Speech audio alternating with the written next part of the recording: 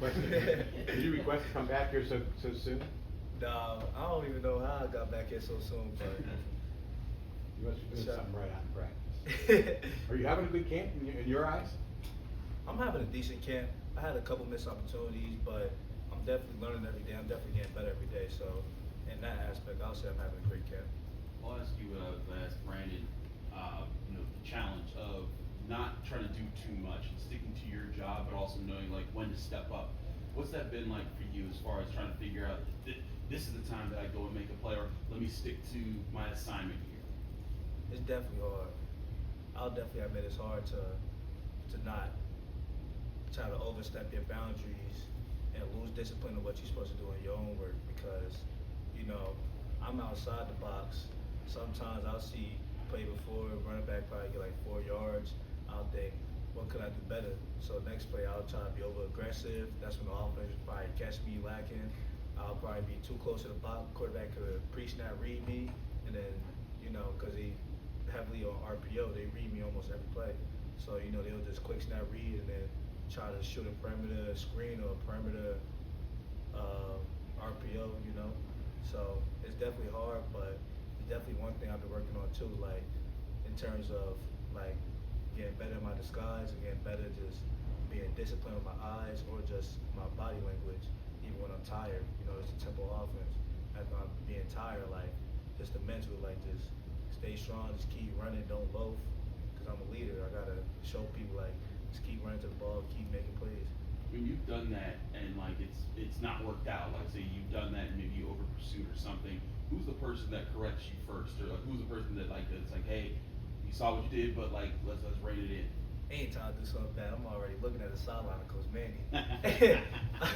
I'm already know he ready to say something, but Coach Manny already know what it is. He know I'm a great angle person.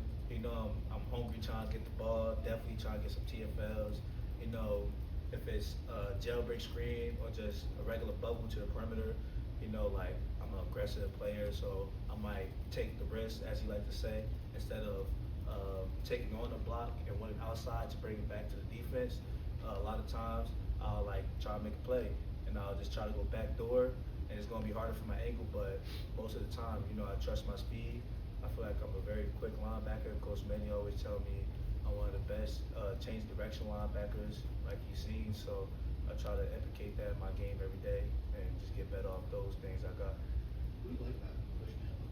What do you think makes him a good coach? He got the energy. He definitely will get you fired up, like from 6, like I say 7 a.m. where you got linebacker meetings to all the way to warm-ups, all the way to linebacker Indy. He always just going to test you. Always going to throw some fire at you to see if you're ready to be on go. Because we're linebackers. Like linebackers is really a mental thing. You're either going to be going against 300-pound linemen, like he always says, or you're going to be running foot to like hip to hip with a 4-4 guy. You're either going to be, you're not going to make a play, but you're going to have to close the gap against 300-pound linemen, or you're going to have to play sideline to sideline. So he definitely get us going every day. He definitely put that energy in, and I definitely reciprocate that. I know you're kind of focused on your own position group, but you're playing behind a defensive line, a lot of new guys. Who's kind of catching your eye on the defensive line right now? I'll definitely say Ghost. Number 97, Isaiah Neal. He's definitely, he's like, I always tell him, he's like the PJ of the D-line group. PJ is a senior year, so obviously he's a leader now, but like ever since he's been here, ever since I've been here, I always seen him as like a vocal person. He definitely another person I get the energy of, and that's one thing like I prioritize, like the culture of the defense, like just just being live with it, having that intimidation factor. Ghost definitely play a role in that too. Anytime I see him on the field, he definitely trying to make some noise. He definitely be having me and him hyped up about it too. And then I see him like, even though he's a smaller D tackle, I see him quickly like shed off the double blocks, shed off the hinge blocks, and I definitely be impressed by that. Another person is Jimmy Scott. Jimmy off the edge, I'm always going to be working with him. Either he's going to be playing the quarterback or the running back in certain play calls. I'm always like got good chemistry with him. I came in with him. You also got Nick James. Nick James has to be making plays. You got freshmen like Francis.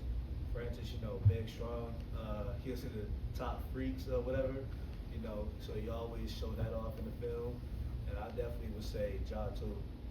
Ja, he just like, I think that's probably like his sixth practice. He had like his third practice during our first scrimmage or something, and he just like, as soon as he got here, he already showed like he's meant to be here.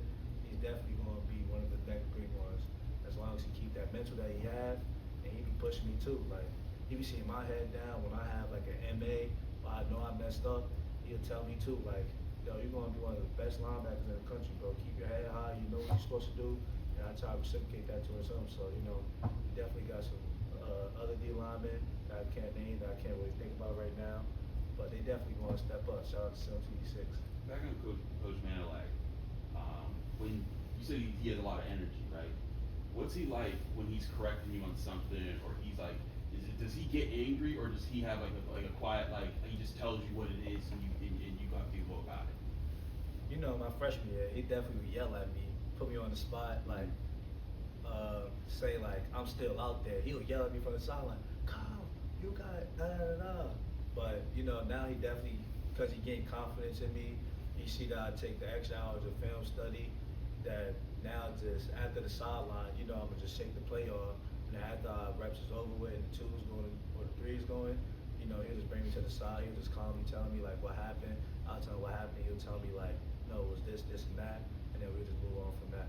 Is that something that took you time to adjust to, like when you were younger and he was snapping at you a little bit more, or was that just like you were just taking it because that's what coaches do? That's just what it is. Like, you always gotta be coachable. You can't be mad if coach yelling at you. If he yelling at you, he mad at you. You can't just take it as you can't take it as him coming from a place of anger. He just coming from a place of he trying to coach you. We asked him about you, and he said the one thing this camp you're showing is you're playing with more confidence. What Yeah. makes you feel more confident in your third year? You know, just playtime. I definitely say like the number one thing I learned off of anything is not off of my hard work. It's not off of, you know, anything that like came with extra work or film study. You know, that played a big factor, but it's experience. You know, I definitely learned from all my mistakes I did in the past, all my losses I probably took in the past, and I just carry that on. So I'll probably say like my experience. Anything else? Shout out to Sharks.